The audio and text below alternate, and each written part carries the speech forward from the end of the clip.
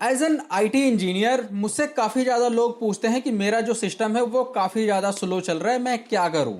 तो आज की इस वीडियो में यही बात करेंगे। अगर आप भी ये चीज़ें फेस कर रहे हो, आपका जो लैपटॉप है, आपका जो डेस्कटॉप है वो काफ़ी ज़्यादा स्लो चल रहा है, तो आज की इस वीडियो में हम यही डिस्कस करने वाले हैं। तो आइए देखते हैं। अब सबसे पहले हम बात करते हैं कि हमारा जो लैपटॉप है, हमारा जो डेस्कटॉप है वो स्लो चलता क्यों है। अब यहाँ पे हम जब भी नया लैपटॉप लेते हैं, डेस्कटॉप लेते हैं, तो हम ये तीन चीज जरूर देखते हैं। उसका हम देखते हैं यहाँ पे सीपीयू कौन सा है, उसकी रैम कौन सी है और उसमें जो हार्ड डिस्क लगी है वो कौन सी है। अब यहाँ पे अगर हम सीपीयू को साइड में रख दें, जनरली अगर आप नॉर्मल वर्क के लिए लेते हो तो आपका जो सीपीयू है वो ठीक होता है, लेकिन यहाँ पे जो कॉज अधिकतर जो मिलता है हमें वो मिलता है रैम का और स्टोरेज का।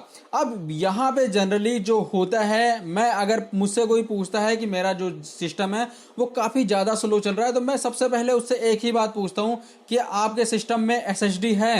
अगर बंदा नहीं बोलता है तो उसको मैं सजेस्ट करता हूँ आप यहाँ पे एसएसडी डलवा लो। लेकिन बंदा बोलता है मुझे हाँ मेरे सिस्टम में एसएसडी है, तो मैं उससे पूछता हूँ क्या आपके सिस्टम में 4 GB की रैम है। तो अगर वो बोलता है 4 GB की रैम है, तो यहाँ पे उसको जरूरत होती है यहाँ पे अपग्रेड करने की अपनी रैम 8 GB, क्योंकि यहाँ पे अगर आप लेटेस्ट वर्जन अगर विंडोज का यूज कर रहे हो तो वहाँ पे वो 6 GB की अराउंड सिर्फ वो ओएस ही लेता है। लेकिन यहाँ पे अगर मुझसे वो बोलता है 8 GB की रैम मैंने इंस्टॉल कर रखी है, एसएसडी भी है, फिर भी स्लो है, तो वहाँ पे मैं अधिकतर बंदे को बोलता हूँ जो आपका जो कंप्यूटर है, जो आपका जो विंडोज है उसमें इशू हो सकता है। अब जनरली अगर आपका सिस्टम ज्यादा ही स्लो चल रहा है और आपने यहाँ पे एक हार्ड डिस्क लगा रखी है, तो यहाँ पे आपको मैं सजेस्ट करूंगा कि आप यहाँ पे एक एसएसडी लगवा लो। ठीक है, ये आपकी 95% जो दिक्कत है वो सॉल्व कर देगा, सिर्फ एक एसएसडी। और ये अराउंड अभी 4 से 5 हजार रुपए की आ जाएगी। और अगर आपके पास 4 से 5 हजार रुपए नहीं है तो आगे हम देखते हैं। लेकिन अगर आपके पास एसएसडी है और आपका फिर भी सिस्टम स्लो चल रहा है, तो सबसे पहले आप अपने सिस्टम पे टास्क मैनेजर पे ओपन करो। तो सबसे पहले आप अपने सिस्टम में टास्क मैनेजर पे क्लिक करो और यहाँ पे टास्क मैनेजर ओपन करो। ठीक है, उसके बाद आएगा कुछ ऐसा, और यहाँ पे सबसे पहले आप देखो जो आपकी मेमोरी है, जो आपकी रैम है। अभी देखो सिर्फ मैंने यहाँ पे क्रोम मेरा खुला, क्रोम में बंद कर देता हूँ, तो मेरा जो ये है देखो रैम कितना ले रहा है, ये ले रहा है 7.9 GB आइडल कंडीशन में।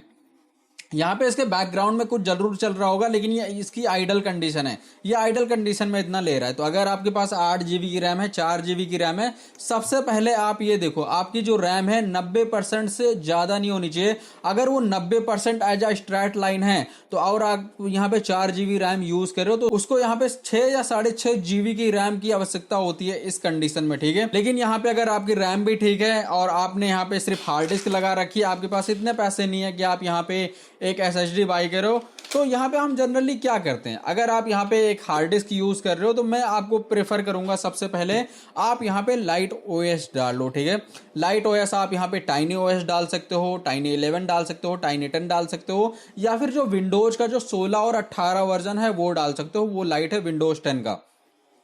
लेकिन यहाँ पे आकर अगर विंडोज 10 के लेटेस्ट वर्जन यूज कर रहे हो, विंडोज 11 के लेटेस्ट वर्जन यूज कर रहे हो, बहुत हैवी होती हैं आपके हार्ड डिस्क के लिए, बहुत मुश्किल काम है कि आपका जो सिस्टम है वो ठीक हो जाए। अब यहाँ पे अगर आप लेटेस्ट यूज करना चाहते हो, टाइनी ओएस यूज नहीं करना चाहते, और अगर आप टाइनी ओएस यूज कर रहे हो तो आपके पास यहाँ पे काफी सारी दिक्कतें आती हैं, क्योंकि वो मॉडिफिकेशन होती है, उसमें मॉडिफिकेशन होती है, उसमें हम यहाँ पे लोकेशन ऑन नहीं कर सकते, लोकेशन की सर्विस हटा देते हैं, बहुत सारी सर्विसेज जो हटा देते हैं, उसमें हमें आउटलुक इशू में देखने को मिलता है, यहाँ पे हमें विंडोज सर्च इशू देखने को मिलते हैं, काफी सारी होती हैं। लेकिन आप यहाँ पे अगर सिर्फ विंडोज का लेटेस्ट वर्जन यूज करना चाहते हो और यहाँ पे आप अपनी जो हार्ड डिस्क है वो भी रखना चाहते हो, एसएसडी नहीं लगाना चाहते हो, तो यहाँ पे हम जनरली जो यूज करते हैं, हम यूज करते हैं यहाँ पे अपनी कुछ सर्विसेज है वो बंद करते हैं। अब सर्विसेज बंद करने के लिए आप यहाँ पे मैनुअल भी जाके कर सकते हो, लेकिन मैनुअल ना हम चूज ना करके हम बेसिकली जो चूज करते हैं वो हम करते हैं गिटहब से स्क्रिप्ट डाउनलोड कर लेते हैं। काफी सारी गिटहब पे स्क्रिप्ट भरी पड़ी है, तो आइए देखते हैं वो चीज हम कैसे करते हैं। अब जनरली आपका जो सिस्टम है वो काफ़ी ज़्यादा स्लो चल रहा है और आप यहाँ पे एसएसडी नहीं लगवा पा रहे, रैम नहीं बढ़वा पा रहे, आपको यहाँ पे जो हार्ड डिस्क है उसी में यहाँ पे काम चलाना है, तो हमारा जो विंडोज है उसको हम यहाँ पे लाइट बनाते हैं। अब लाइट बनाने के लिए हमें एक स्क्रिप्ट डाउनलोड करनी पड़ती है, तो हम यहाँ पे लिखते हैं विंडोज डेबलोटर गिटहब सिर्फ। ठीक है, इतना आपको लिखना है और इंटर प्रेस करना है। पहला यहाँ पे लिंक आ जाएगा, बाकी काफ़ी सारे यहाँ पे आपको लिंक मिल जाते हैं, पहला वाला चूज करो और उसके बाद ये कुछ ऐसा आएगा, ठीक है। उसके बाद यहाँ पे आप इंटरफेस देख लेना, लेकिन यहाँ पे आपको बस एक जो कमांड है वो डालनी है। तो ये यहाँ पे पूरा का पूरा लिखा मिलेगा आपको, जस्ट हमें पावर सेल ओपन करना है और यहाँ पे अगर ब्लॉक करता है एंटीवायरस तो आपको वो बंद कर देना, ठीक है। पावर सेल हमें ओपन करनी है, रन एज एडमिनिस्ट्रेटर ओपन करना है, उसके बाद हमें यस करना है। यस करने के बाद हमारे पास कुछ ऐसा आएगा, हमें ये वाली जो हमने जो स्क्रिप्ट जो कॉपी करी थी ये हमें करनी है पेस्ट, इंटर प्रेस करना है। तो हमारे पास एक ना डेवलप की एक स्क्रिप्ट जो है वो डाउनलोड हो जाएगी। अब डाउनलोड होने के बाद हमारे पास ये खुद ही खुल जाएगा। और अगर आपका ये ब्लॉक कर रहा है तो आपको यहाँ पे जो अपना एंटीवायरस है वो बंद करना पड़ेगा। तो हमारे पास कुछ ऐसा खुल जाएगा, ठीक है। तो हम यहाँ पे कस्टम कर सकते हैं या डिफॉल्ट कर सकते हैं। आप कस्टम करो या डिफॉल्ट करो, आपकी मर्जी है, लेकिन मैं यहाँ पे कस्टम चुनूंगा, ठीक है। नेक्स्ट करेंगे और उसके बाद यहाँ पे देखो काफ़ी सारे ऐसे सॉफ्टवेयर मिल जाएंगे जो यहाँ पे आपके सिस्टम में पहले से ही हैं, ठीक है। नेक्स्ट करेंगे, उसके बाद हमारे पास कुछ ऐसा आएगा। तो हमें यहाँ पे मिलेगा कि आपको यहाँ पे क्या क्या करना है, क्या क्या नहीं करना है। तो यहाँ पे ना आपको एक मिल जाएगा यहाँ पे डिफॉल्ट सेटिंग। तो अगर आप डिफॉल्ट पे क्लिक करोगे तो यहाँ पे ये अपने आप ही सिलेक्ट कर लेगा कि आपको यहाँ पे करना क्या क्या है। यहाँ पे ये कुछ चीज़ें ये है खुद ही डिसेबल कर देता है, बाकी कुछ चीज़ें रहने देता है, लेकिन आप यहाँ पे सारा का सारा भी डिसेबल कर सकते हो ईजिली, ठीक है। जस्ट हम सब पे टिक मार्क लगा लेंगे। अब यहाँ पे मुझे जो डिसेबल इन्वेंट्री है ना ये वाला मैं टिक मार्क करूंगा, नेक्स्ट करूंगा। और यहाँ पे सबसे पहले आपको जो मैं प्रीफर करूंगा वो आप यहाँ पे रिस्टोर पॉइंट बनाओ, ठीक है। रिस्टोर पॉइंट काफ़ी ज़्यादा जरूरी है, तो इस पर हम क्लिक करके रखेंगे, अप्लाई चेंज पे क्लिक करेंगे और ये जो चेंजेस हैं वो हमारा यहाँ पे खुद ही हो जाएगा, बस हमें वेट करना है। उसके बाद हमारा सब कुछ हो गया, हमें क्लोज कर देना है और उसके बाद ये स्क्रिप्ट हमें बंद कर देनी है। उसके बाद हम अपना जैसे ही सिस्टम रिस्टार्ट करेंगे हमारा जो सिस्टम है वो थोड़ा सा फास्ट हो जाएगा, क्योंकि यहाँ पे आप हार्ड डिस्क यूज़ कर रहे हो। तो आप ये मत समझना कि आपको यहाँ पे SSD वाली स्पीड मिलेगी, लेकिन यहाँ पे अगर आप यहाँ पे इसका ओल्ड वर्जन विंडोज का यूज करोगे तो आपको काफ़ी ज़्यादा बेनिफिट होगा इसी हार्ड डिस्क में।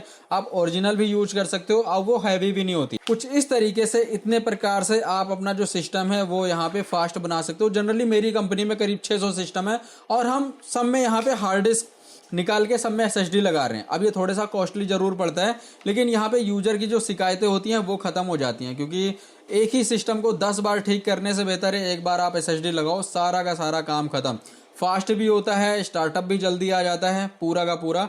तो आप एक बार यहाँ पे आप अपने कंप्यूटर में 4-5 हज़ार रुपये इन्वेस्ट कर दो, बाकी आप भूल जाओ कि आपका सिस्टम स्लो चलता है, काफ़ी ज़्यादा फर्क पड़ता है। और अगर आपका यहाँ पे अगर आप हार्ड डिस्क के साथ अगर 8 GB रैम चला रहे हो, तो अगर आप SSD के साथ यहाँ पे 4 GB की रैम भी चलाते हो ना, काफ़ी ज़्यादा फर्क पड़ता है, काफ़ी ज़्यादा अच्छा चलता है। मैं आपको रिकमेंड करूंगा आप SSD लगा लो, सबसे बेहतर है, सबसे बेस्ट काम करती है। तो मैंने यहाँ पे अपना व्हाट्सअप ग्रुप बना रखे है, अगर आपको व्हाट्सअप ग्रुप में जुड़ना है तो मुझे आप व्हाट्सअप कर सकते हो, व्हाट्सअप ग्रुप नाम से मैं आपको लिंक भेज दूंगा। तो इस वीडियो में इतना ही, मिलता है नेक्स्ट वीडियो में, तब तक के लिए बाय बाय।